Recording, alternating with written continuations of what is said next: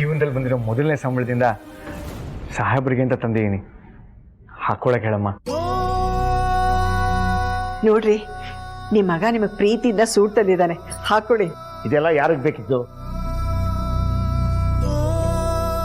ನಾನು ಕೇಳಿದ್ನಾ ಸೂಟ್ ತಂದ್ಕೊಡು ಅಂತ? ಮೊಮ್ಮಕ್ಕಳು ನೋಡೋ ಕಾಲದಲ್ಲಿ ಸೂಟ್ ಹಾಕೊಂಡು ಇವ್ರ ಅಮ್ಮನ ಜೊತೆ ಊರು ಸುತ್ತಕ್ಕೆ ಹೋಗ್ಲಾ?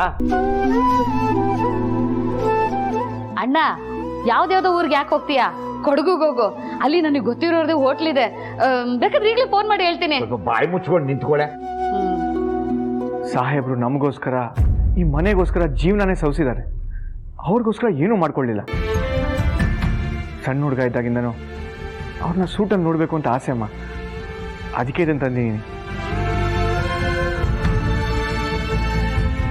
ಇನ್ನು ಮುಂದೆ ಯಾವತ್ತೂ ದುಡ್ಡನ್ನು ವ್ಯಯ ಮಾಡಲ್ಲ. ಅವ್ರಿಗೋಸ್ಕರ ತುಂಬ ಆಸೆಯಿಂದ ತಂದಿದ್ದೀನಿ, ಒಂದ್ಸಲ ಹಾಕ್ಕೊಳಕ್ಕೆ ಹೇಳಮ್ಮ.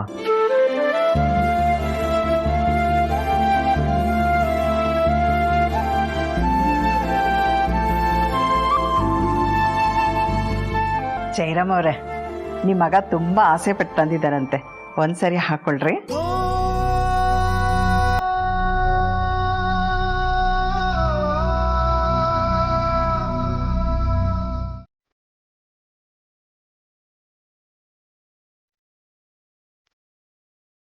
ಎಷ್ಟು ಖುಷಿಯಾಗಿದ್ಲು ಅಂದ್ರೆ ಮದ್ವೆ ನಡೀತಿದ್ಯೇನೋ ಇವಳೇ ಮದುಮಗಳು ಅನ್ನೋಷ್ಟು ಖುಷಿಯಾಗಿದ್ಲು.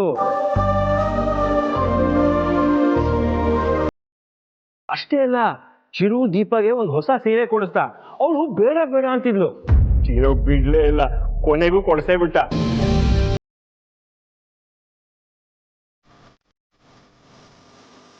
ಒಟ್ಟಿನಲ್ಲಿ ಸೌಂದರ್ಯ ಇವತ್ತು ಶಾಪಿಂಗ್ ಎಲ್ಲ ನೀಟಾಗಿ ಆಗೋದಕ್ಕೆ ನಮ್ ದೀಪನೇ ಕಾರಣ. Thank you Deepa. ಈ ಮನೆಗೋಸ್ಕರ ನೀನ್ ಎಷ್ಟೆಲ್ಲ ಮಾಡ್ತಿದ್ಯಾ. ಇದಕ್ಕೆಲ್ಲ ಥ್ಯಾಂಕ್ಸ್ ಯಾಕೆ ಮೇಡಮ್, ಇದು ನನ್ನ ಕರ್ತವ್ಯ ಅಲ್ವಾ. ನಾನು ಎಲ್ಲ ತೊಗೊಂಡು ಬಂದಿದ್ದೀನಿ, ಹೂ ಮಾತ್ರ ನಾಳೆ ಬೆಳಗ್ಗೆ ತಗೋಬೇಕು. ಆಯ್ತು, ತಗೊಳ್ಳೋಣ. ಬೆಳಗ್ಗೆ ಎಲ್ಲರೂ ಬೇಗ ಹೇಳ್ಬೇಕಲ್ಲ, ಹೋಗಿ ರೆಸ್ಟ್ ಮಾಡಿ.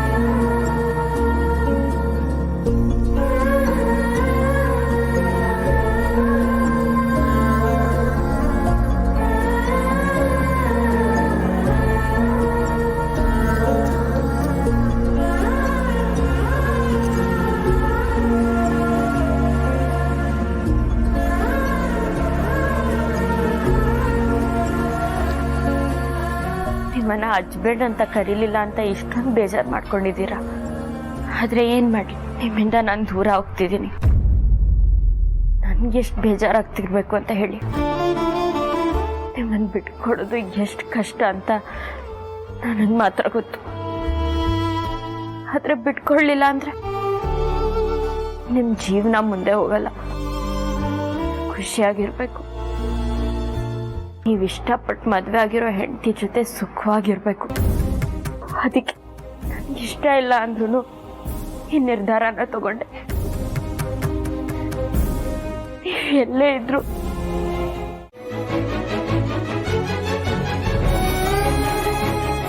ಕಣ್ಣೀರಿನ ಬೆಲೆ ಏನಂತ ಹತ್ತೋರ್ಗೆ ಮಾತ್ರ ಅರ್ಥ ಆಗುತ್ತೆ, ನೋಡೋರ್ಗಲ್ಲ. ಇನ್ಯಾವತ್ತೂ ನೀವು ಅಳಲ್ಲ ಅಂತ ನಂಗೆ ಮಾತು ಕೊಡಬೇಕು.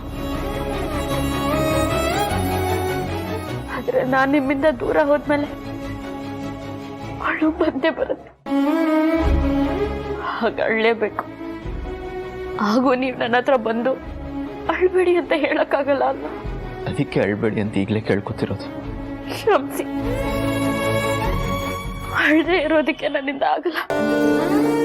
ನೀವು ಯಾವಾಗಲೂ ನಗ್ನಗ್ತಾ ಇರಬೇಕು ಅನ್ನೋದೇ ನನ್ನ ಆಸೆ. ಮನಸ್ಸಲ್ಲಿ ಬೆಟ್ಟದಷ್ಟು ದುಃಖ ಇದ್ರೆ ನಗು ಎಲ್ಲಿಂದ ಬರುತ್ತೆ? ನೋವು ಅರ್ಥ ಆಗ್ತಿದೆ, ಆದ್ರೆ ಏನ್ ಮಾಡೋದು? ನಾವಿಬ್ರು ದೂರ ಆಗಬೇಕು ಅಂತ ವಿಧಿನೇ ಬರೆದಿದೆ. ಆದರೂ ನೀವು ನನ್ನ ಹಸ್ಬೆಂಡು ಅಂತ ಕರೀತಾ ಇರೋದು ತುಂಬ ಬೇಜಾರಾಗ್ತಿದೆ ಕಣ್ರಿ. ನನಗೂ ಕರೆಯಕ್ಕೆ ಆಸೆ, ಆದ್ರೆ ಪರಿಸ್ಥಿತಿ ಏನ್ ಮಾಡೋದು? ಗೊತ್ತು, ನಾನಿನ್ನು ದೂರ ಹೋಗೋಕೆ ಮುಂಚೆ ಒಂದೇ ಒಂದ್ಸಲ ಹಸ್ಬೆಂಡು ಅಂತ ಕರೀರಿ.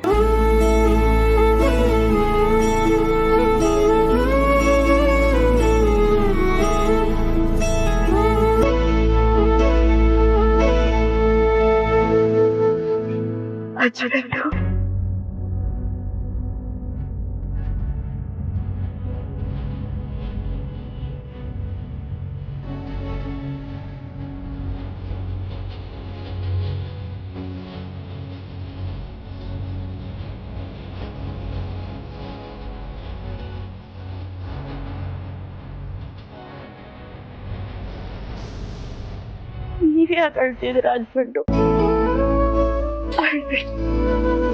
ನೋಡಕ್ಕಾಗಲ್ಲ. ನೀವು ಅಳ್ಬೇಡಿ, ನೀವು ನೋಡಕ್ಕಾಗಲ್ಲ. ಹಸ್ಬೆಂಡು ಹೇಳಿ, ನಿಮ್ಮನ್ನೇನೋ ಕೇಳ್ಬೇಕು. ಹೇಳಿ, ನಿಜ ಹೇಳ್ತೀರಾ? ಹೇಳ್ತೀನಿ.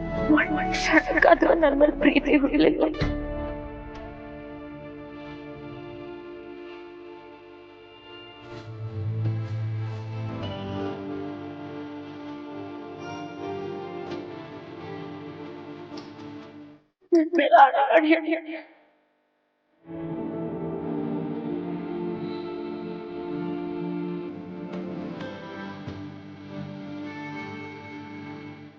ನೀವೇ ಕೇಳಿಸ್ಕೊಳ್ಳಿ.